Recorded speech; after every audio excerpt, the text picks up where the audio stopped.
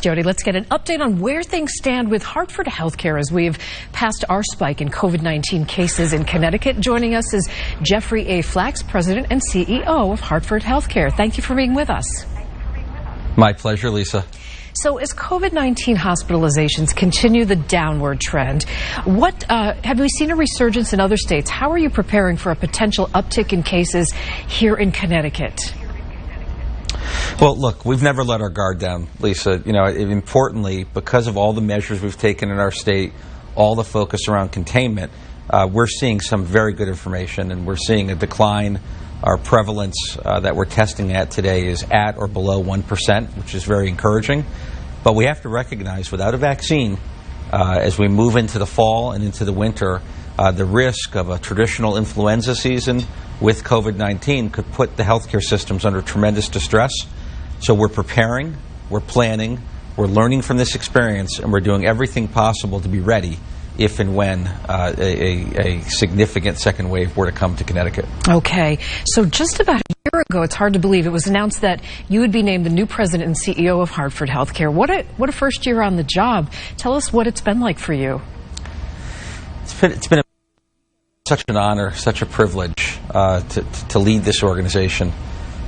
We have healthcare heroes, people who do incredible work, make an unbelievable contribution to our community when it matters most.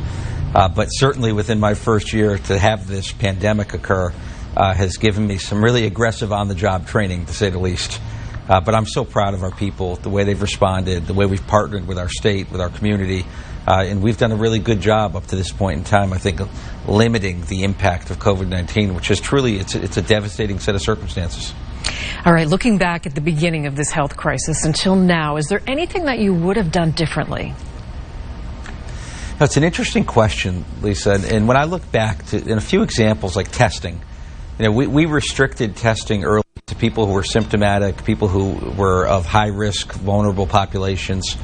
And at the time, it was important to do because we at our system were never without tests. And we were very careful because there was such a worldwide shortage around tests. But had I known that we would structure the partnership we did with Quest and that we would be in a position to provide the magnitude of testing that we were ultimately able to do so, we would have provided more testing sooner and made it more available to everybody. And I could even look at like masks very similarly. I mean, we made a very courageous decision in the earliest days of the pandemic to provide a mask to every person who worked within Hartford Healthcare, who entered one of our facilities. And we labored over that decision because we were so concerned about our inability to get masks. But had I known the production would have ended up where it did, we would have done it even 2 or 3 days sooner than we ultimately made that decision. Okay, and one last question quickly. What lessons have you learned throughout this pandemic?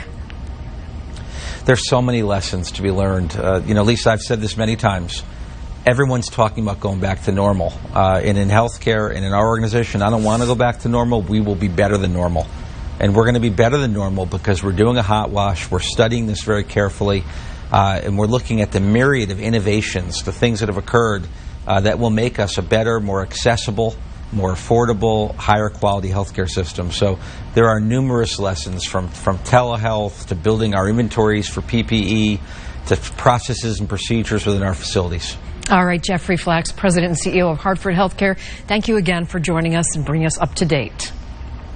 Thank you so much. Thank you.